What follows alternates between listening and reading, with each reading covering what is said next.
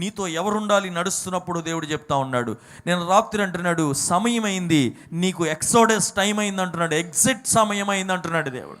నాకు సంవత్సరాలతో పని లేదు, కాలములతో పని లేదు, నేను తలుచుకుంటే ఒక్క రాత్రితోనైనా మొత్తం మార్చేస్తానంటున్నాడు దేవుడు. 430 సంవత్సరాలు బానిసత్వంలో ఉన్న ఆ యొక్క ఇశ్రాయేలీయుల ప్రజల్ని ఒక్క రాత్రితో, చెప్పండి ఎంత?